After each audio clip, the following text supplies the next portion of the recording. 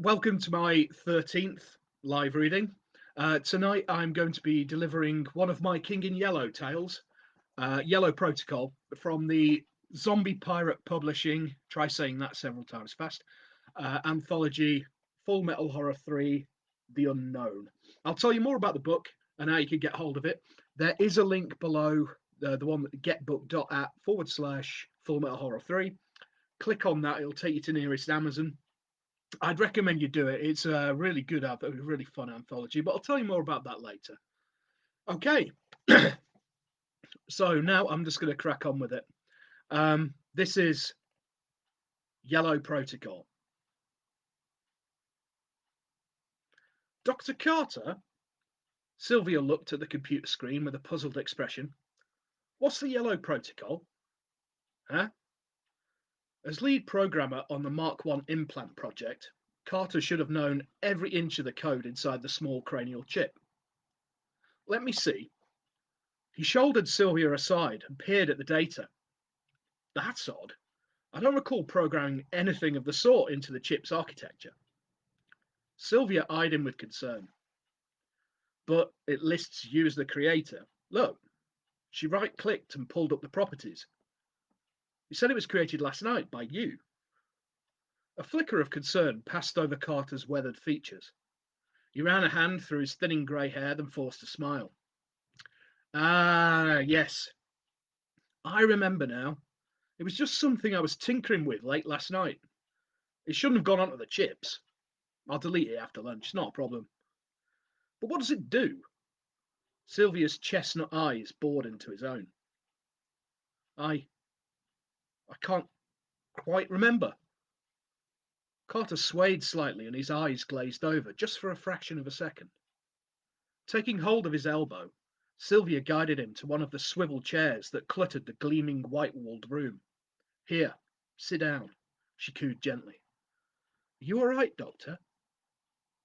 The glare from the computer terminal glittered in his glassy eyes and refracted through his wire-framed spectacles, giving his eyes an unearthly aspect. Yeah, yes. His eyes snapped back to normality as he shook his head vigorously. I'm just a little tired, that's all. Too many late nights, you know how it is. Maybe you should think about taking a little time off. Sylvia broached the subject most likely to make Carter explode into an overprotective rage. Nobody worked on his project without his supervision.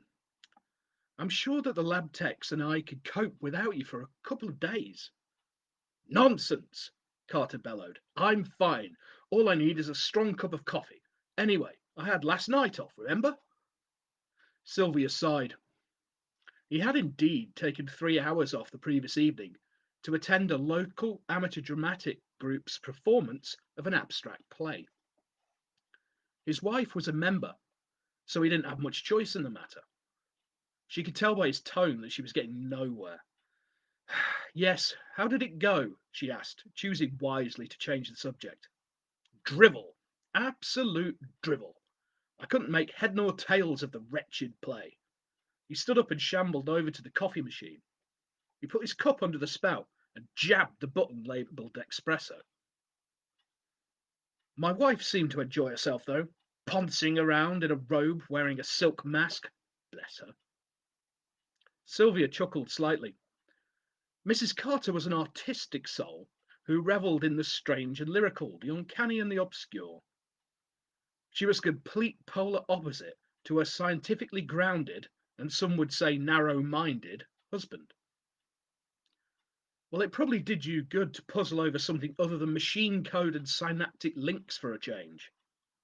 Carter snorted. It gave me a headache. I don't know about anything else. Come to think of it, I felt slightly out of sorts ever since I got to the community centre.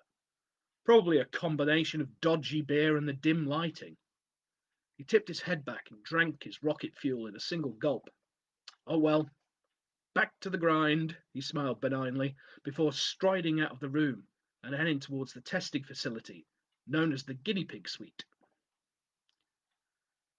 Sighing at her superior's bull-headed refusal to listen to well-intended advice, Sylvia shuffled over to the main bank of computer screens and took a seat. She briefly checked the brainwave statistics of the 6 test subjects before pulling on her headset and jacking into the desk. Okay, computer, give me a summary of the nighttime readings of subjects 1 through 6. Sylvia spoke into the microphone that hovered in front of her nose like a big black bumblebee. Good morning, Dr. Matthews, the computer began. No noticeable fluctuation in brainwave activity. Data streams connected and transmitting. Subject 6 had a brief moment of visual distortion while accessing entertainment applications. A slight adjustment to signal strength quickly rectified the issue. As the computer continued to prattle on in its overly chirpy female voice, Sylvia logged onto the data stream analysis screen and was able to see what the subjects were directly downloading into their heads. Only one of them was watching pornography, and softcore pornography at that, which came as some relief. They were coming to the end of week 1 of the testing for the Mark I cranial chip, and things were going remarkably smoothly. Bolide Cybernetics owned the reasonably well-hidden facility out in the desolate hills of Bodmin Moor. The nearest thing that came anywhere close to civilization was the isolated village of Hollow Hills, 5 miles away down a treacherous B-road. It was a tiny place with a pub, guest house, post office, a church and a community centre. Most of the dwellings had been bought by the company and housed its employees. In fact, the only people in recent memory to stumble across the facility were a coachload of bemused tourists in Beast of Bodmin t-shirts who took a wrong turning in the fog. They were swiftly sent on their way by a couple of hulking security guards. The Mark I chip was designed to fit snugly in the temporal lobe with a connection to the pineal gland that then acted as a receiver. It contained a hard drive and was connected directly to the cloud.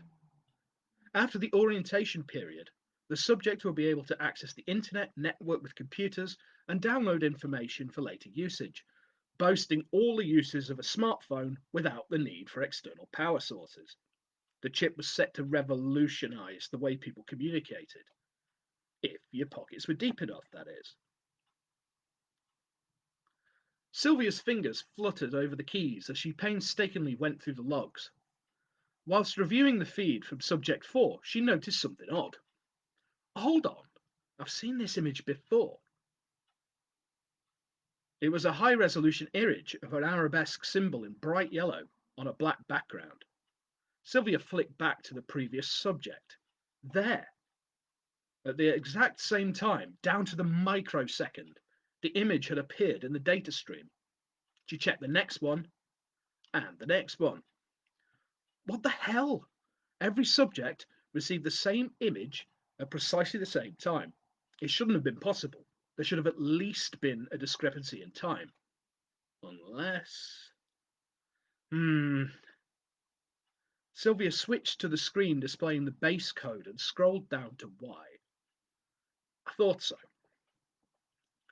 The part of the code labelled Yellow Protocol had been uploaded into the code at the exact time as the image appeared. What is he playing at? She shrugged off the headset and sat with her arms folded and a grim expression on her face. If Carter was tinkering with the code, whilst not firing on all cylinders, it could have monstrous effects on the subjects. She would have to confront him with the information, but it wouldn't do good to go off half-cocked. She would need some backup. Computer, have Dr. Blakely come up here ASAP. Yes, Dr. Matthews, at once. As Sylvia exhaled and took a screen grab of the image, complete with time codes, an alarm suddenly sounded. Emergency. All doctors and paramedics to the observation lounge. All personnel to the observation lounge. Thank you. What now? Sylvia groaned as she stood upright. She took her access card out of the terminal and left the room. This locked the computers so nobody but her and Carter could access the information. She exited the room and took off at a jogging pace down the sterile white corridors of the facility. Subject 6 had been fine all morning. He had woken, downloaded the latest news to his data stream, then sat and whined on political forums. What caused his sudden psychotic break was something of a mystery. He leapt up from his bed and started screaming hysterically while pointing at the wall. His roommate, Subject 5, had been startled out of his mid-morning nap and had almost fallen out of bed. "What's wrong?" 5 asked. "Dave, what's wrong?" "I don't want to see it," 6 had bellowed. "See it? See what? Just close the feed like the doctor showed us." Subject 6 wasn't listening. He was absolutely petrified of something that only he could see. He raced around his bed, wheeled it into the centre of the room, and crouched behind it. Something was coming for him, and nobody else could see it. 6 screamed and bellowed like a wounded animal. 5 raced from the room and hit the emergency button.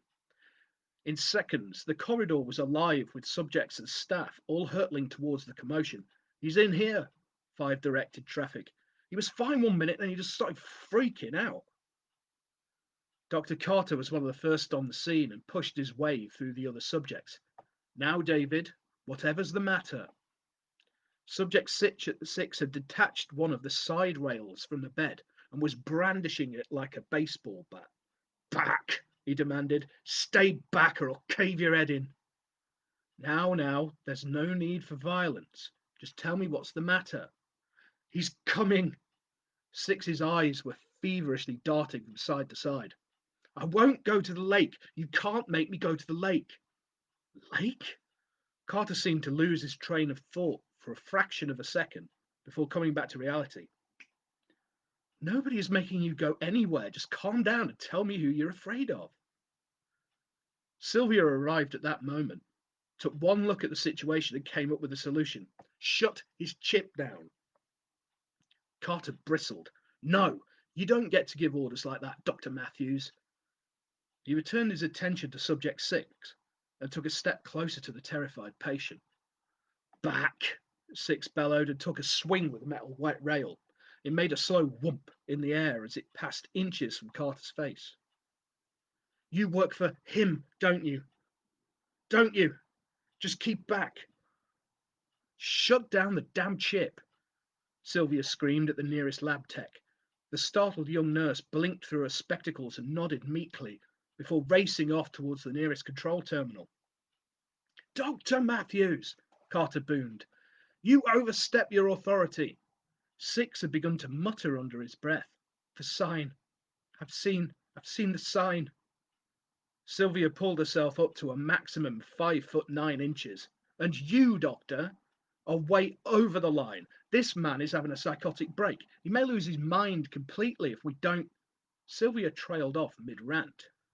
"Yellow, yellow. All I see is yellow." 6's words made her mouth go slack. "Yellow?" She fixed Carter with a look that could have been weaponized. "What does he mean, yellow? This is your doing, isn't it?" She pointed an accusatory finger at Carter. Before Carter could respond, the lab tech pulled the plug on 6's implant, and he collapsed to the ground like a broken marionette. He was shaking uncontrollably, his eyes rolled back in his head, frothing at the maw. "Quickly get the crash team in here." Carter finally regained some control of the situation and directed the emergency medical team to the stricken subject. In seconds, he was strapped to a stretcher and being wheeled down to intensive care. Carter went with them, leaving Sylvia standing in a circle of bewildered and acutely anxious subjects and care workers, all filled with questions that she couldn't possibly answer. Sylvia managed to escape from the scene and left the facility for some fresh air after apologizing. Plucking some kind of nonsense answer about interference and radio waves out of the air, she assured the rest of the subjects that 6 was in the best possible hands, and she was sure he would be fine. She wasn't, not in the slightest.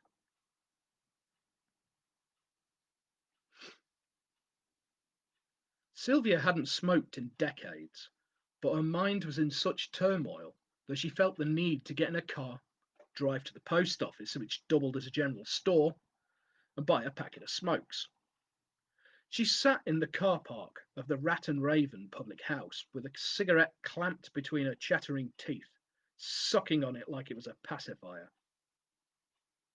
She had spoken to Dr. Blakely shortly after the incident. She relayed all of her suspicions and fears to the 30-something neurosurgeon and told him how to bypass the security and access the files that she had earlier complied about the mysterious yellow protocol. Blakely had taken her fears seriously and vowed to look into it and, if necessary, go over Carter's head to the board of directors. Said he would get back to her as soon as he heard anything about Subject 6 and warned her to keep a low profile until then. Dr. Carter was on the warpath. She'd been biting her nails and smoking herself silly for about 3 hours when the phone finally rang. "Hello, Roger," Blakely replied. "Yeah, it's me. Listen, crisis, lockdown." The signal was terrible. She could only make out one in every 3 words. Subjects, strange behavior, not good. 6, yellow, Holly. "Roger, I can't hear you. The signal's bloody terrible. How's Subject 6? Sylvia could hear the anxiety in Blakely's voice. The man sounded like he was about to start screaming. "Dead. Get back. Can. Gone to hell. Carter. Lost it. He's coming."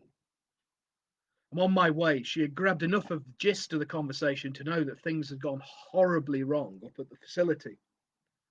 She ended the call, tossed the smartphone on the passenger seat, and sparked the electric engine into life. It sounded like Subject 6 was dead, and if that was the case, she'd have to shut down the experimental chips in the other subjects, with or without Carter's blessing. The man's increasingly erratic behavior, along with the mysterious code, had made her lose all faith in her former mentor. If needs be, she would activate the failsafe switch and fry the chips. And if the board of directors didn't like it, they could jolly well find another doctor to do their dirty work. The wheels of her vehicle crunched on the gravel as she guided it out of the car park. She mentally cursed herself for not popping inside for a fortifying glass of brandy. She had a feeling that before the day was out, she was going to be in need of a stiff drink. "Welcome back, Dr. Matthews.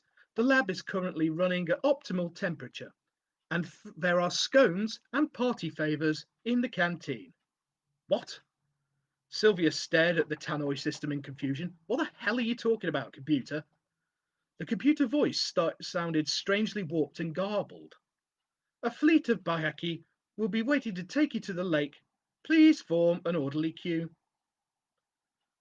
As she entered the vestibule, Sylvia noticed that all the wall-mounted monitors that normally transmitted company propaganda and sales figures were now displaying the strange yellow symbol. It throbbed and pulsed on the screen almost hypnotically. Sylvia dragged her eyes away with some effort. It felt like the symbol was being seared onto her retinas. "Masks are to be worn at all times. If you do not wish to wear a mask, you cannot attend the coronation. If you do not wish to attend the coronation, facilities have been set up for you in the vestibule area. Thank you." Sylvia walked towards the main desk. The computers were fizzing and humming like crazy. The smell of burning motors mingled in the air with something altogether more revolting. She'd been a doctor for long enough to recognize that specific metallic tang in an instant. It was the acrid smell of a freshly spilt blood. Along the side of the room, next to the waiting area, with its clutter of out-of-date magazines, were the toilets. Between the 2 white doors sat a medical trolley with a scrawled sign reading, "Please take one." She moved closer and was aghast to see that it was piled high with bone saws, scalpels, and other sharp implements. "What the fuck is going on here?" she asked aloud as she looked up at the toilet doors. Someone had covered the gender signs with scraps of printer paper reading, "Suicide Chamber." Sylvia swallowed and tentatively pushed open the door to the female bathroom. "Jesus Christ," she gagged, as the overwhelming stink of death billowed from the aperture. At least 3 corpses were lying in a spreading pool of blood and excrement. She pulled the door close and retched and gagged. Her knees went weak, and she had to use the trolley for support. Computer! She screamed hysterically. Call the police! Did you hear me, computer? Call the fucking police! The time is 15:40 and the weather is clement. God damn it! Sylvia raced across to the welcome desk and snatched up the telephone. She punched 999 into the keypad and listened for the dial tone. It stretched into a nerve-shredding wail akin to some hellish wind instrument. It was so shrill her ear popped. She cried out in pain and cupped her ear. Her eardrum must have burst as a small trickle of warm blood pooled into her palm.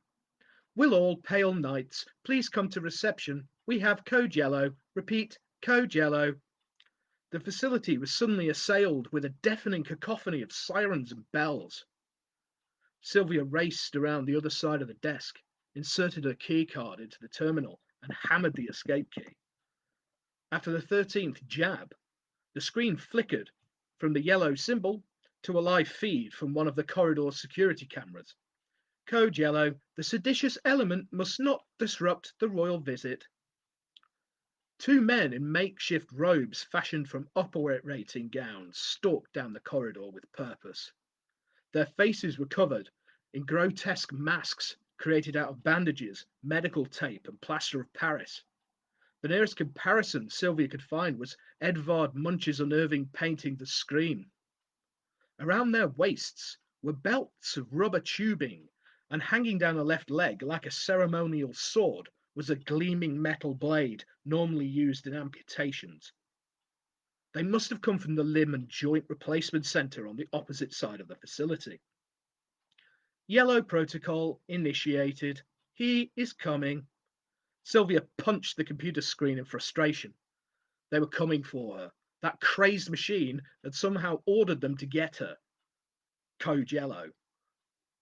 She darted around the desk and ran for the front exit. The sliding doors parted about half a foot before grinding noisily and slamming shut in a flurry of sparks. She wasn't getting out that way. Access denied. There is no exit at this time. Please have some cake and prepare for boarding. The computer voice was sounding more and more deranged. If the computer had a face, it would be wearing a manic grin while its eyes swiveled in their sockets.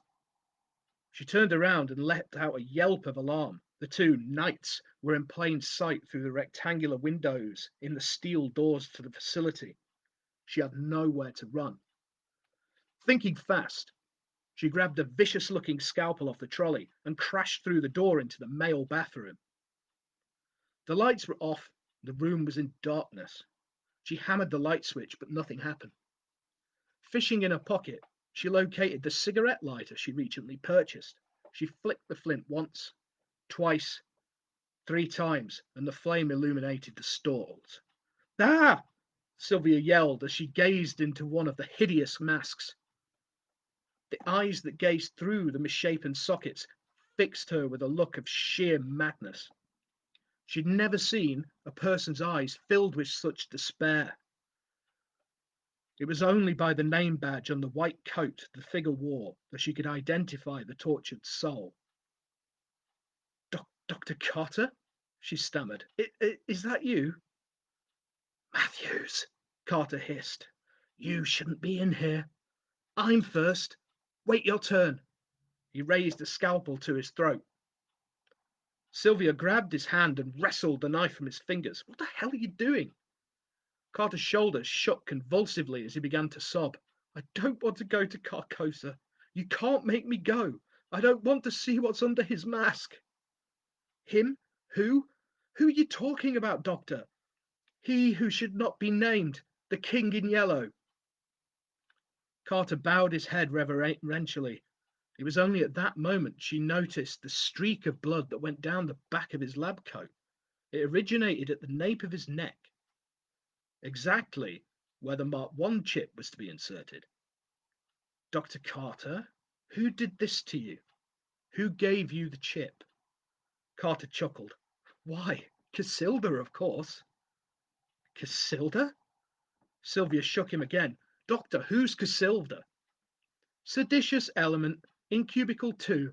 Prepare her mind for the journey to the Hyades. Casilda! Carter yelled in alarm. Damn her! What, the computer? The computer did this to you? Before Carter could answer, the door burst open, and the pale knights grabbed Sylvia roughly around the waist and yanked her backwards. As she groped for something to hold on to, she clawed the mask from Carter's face. Sylvia screamed. Carter had no face. It had been completely removed, leaving only a congealed mass of blood, muscle, and bone. He screamed with her as she grabbed the scalpel from where she had dropped it, and with one decisive motion, slit his own throat from ear to ear. Sylvia screamed again as she was dragged from the bathroom. She tried to fight, but was easily overpowered. Subdue the subject. She must be ready to greet the king. Ea Hasta, Ea Hasta, Ea Hasta, as the computer repeated over and over the name that should never be uttered. Sylvia felt a sharp blow to the back of her head and everything went black. Ea Hasta. Bright lights burned Sylvia's eyes as pain brought her back to consciousness. Her body was immobile. She was tightly bound to an operating table with a variety of medical supplies and restraints. Subject 0 is prepared and ready, my lady. She tried to speak, but her tongue wouldn't comply. All she could manage was a plaintive moan. She pleaded with her eyes to be set free. Blakely's eyes were cold and vacant, and his twisted mask distorted. Thick clots of blood around the edge of the arts and crafts nightmare told the whole story. Crowning his head was a homemade diadem constructed from paper clips and other office supplies. In the center of his forehead hung the yellow lid of a highlighter pen, presumably the same pen that had doodled the yellow sign on his breast pocket. Splendid. Preparing to assimilate. Sylvia started to panic. Her chest heaved against her restraints as her breath came in tortuous gasps. A blinding pain shot up from the base of her skull. It felt like her head was about to explode. Flashes of strange images appeared in her mind's eye. Her pineal gland was awake and receiving. Consciousness linked, brain patterns synchronized, yellow protocol engaged. Another jolt of agonizing pain, and the operating theatre dissolved around her. Her body felt weightless and adrift. She was approaching a decaying city on the back of a monstrous bird. Smoke billowed into the skies from tall chimneys, and the smell of burning fossil fuels reached out even this far. You are now approaching Carcosa. On your left is the Lake of Harley, from which no light can penetrate. Another jolt, and she was being taken down the winding, filthy street by an endless procession of mask-wearing zombies. The coronation is about to begin. Are you ready for your audience with the king? She shook her head lethargically and slurred a silent no. She was in a palace. The floor and walls were all skewed at strange angles. Courtiers milled around in vile masks, and there, in the centre of the room, surrounded by fawning sycophants, stood the king. The tall figure was resplendent in his tattered robes and pale silken mask. He pointed a bony finger in her direction and beckoned her over. Preparing to join the singularity in 3. She neared the king. She couldn't stop herself. She had to go forwards, ever forwards. 2. The king gripped the base of his mask. Sylvia's muscles started to burn. She didn't want to see, but she must. She must look. She must see what lay beneath the mask. 1. The mask lifted. There was nothing there but a seething black void. Sylvia's mind was being sucked into the emptiness, subsumed and devoured. Mark. A mass of writhing feelers snatched Sylvia's face and carried it off beneath the yellow hood. Sylvia screamed one last time. Then everything was yellow and silent. The local constabulary was notified of the horrors that took place at the Bolide Cybernetics facility in Hollow Hills by a severely shaken cleaner. The poor devil had arrived for his nightly shift, expecting the usual overflowing waste paper baskets, biscuit crumbs. But what he got was a charnel house. Not a single soul was still alive. Everyone had either died at their own hands or at the hands of a fellow patient or member of staff. The mainframe had overloaded and the CPU was beyond repair. The police had to smash their way through hundreds of security doors in their search for survivors. What they found was so terrible that 2 of the attending officers had to spend time in a mental facility. The case was hushed up almost immediately. Men from the government appeared with a stack of Official Secrets Act paperwork, and anyone who had even heard of the deaths was forced to sign on the dotted line. The police were informed that there had been a tragedy at the site, but it was down to faulty electrics. One of the investigating officers, a young DC from Bettles Cove, stood outside the Rat and Raven after a particularly grim day. He had imbibed a couple of pints of locally brewed ale and was starting to unwind. He'd been on the case for weeks now, and it was all starting to blur into one long hellish slog. He exhaled his cigarette smoke and looked at the parish notice board near the road. One of the worst parts about the case was there was absolutely nothing to do in Hollow Hills to take his mind off the case during downtime. He was staying at the local boarding house, and cabin fever was starting to set in. His eyes were drawn to a bright yellow poster fluttering in the wind. It was an advertisement for the local Amateur Dramatic Society's latest production, The King in Yellow. He muttered to himself as he read the black block capitals. For one night only, Hollow Hills Am Dram Sock will perform Act 2 of The King in Yellow. He checked the date and time. It was that very, very night, in around an hour. All right, I'll give that a go. Got nothing better to do. The end. Have you seen the yellow sign? Thank you. Oh, that was fun. Got myself all sweaty, that. Yes, that was Yellow Protocol from Full Metal Horror 3 from Zombie Pirate Publishing.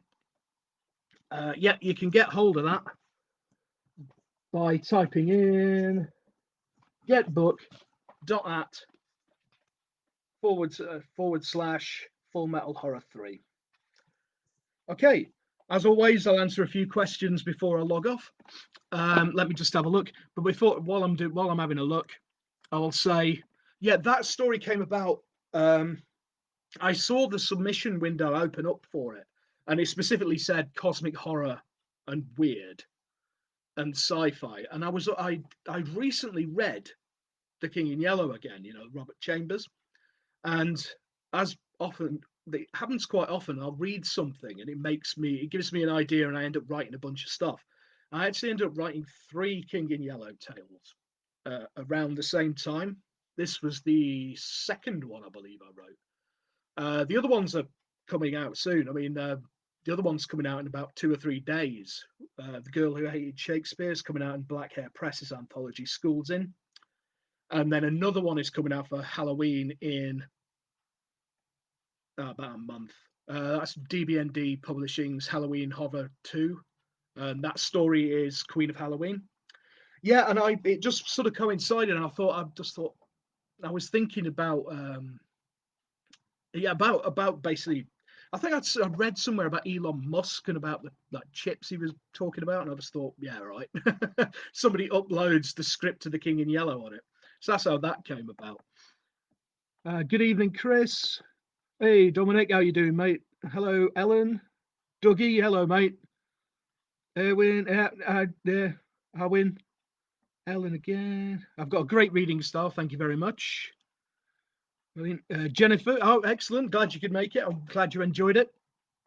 Yeah, I can't. Does anybody have any questions before I head off? If not, I'll just start wrapping up because I've actually got quite a busy night tonight. But yeah,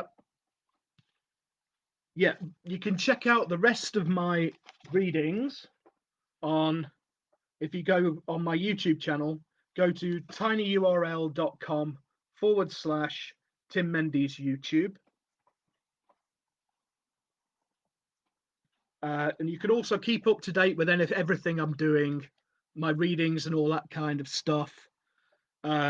It's all posted up on my website. So the easiest way to keep up to date with what I'm doing in my live readings, because I do these every few weeks, is go onto my website, which is timmendeeswriter.wordpress.com. Ah, Mike. Yeah, that wasn't a mad. That was a mad one. Yeah, yeah. I'd forgotten quite how bonkers that one is until I was reading it through earlier. It was actually quite a tough one to do because there's a lot of dialogue, like snappy dialogue, and it's actually quite difficult to do. It's a lot easier to read like narrative pieces than it is to do dialogue, especially when you're doing silly computer voices. I'm glad you enjoyed it. Yeah, yeah, you should definitely check out King in Yellow, mate. Yeah, you'll love it. There's a whole it runs sort of parallel to the Cthulhu mythos because Lovecraft adopted it into the Cthulhu mythos, and obviously then people like August Derleth basically tied it all up. Yeah, check out Robert W. Chambers' anthology, The King in Yellow. It's absolute genius. Yeah, excellent. Chris Banner loved it. Yeah, thank you. Yeah, thank you. Excellent. Ah, okay. Dominic suggests I check Sunken City, a very good Lovecraft game. I will. I will. Oh, do you mean the Sinking City? If you mean Sinking City, I've played it and loved it. if not, if Sunken City is something different, I will check that out because I still need to play Moons of Madness. To be fair, I've got it, but I haven't played it yet. Okay, that seems to be it for questions. I'm just glad everybody enjoyed it. Seems to be like a good reception for this one. Like I say, yeah, pick up that anthology just by going getbook.at/Full Metal Horror 3. And there it is. It's an absolute beauty. Thank you again for joining me, and I will see you next time. Good night.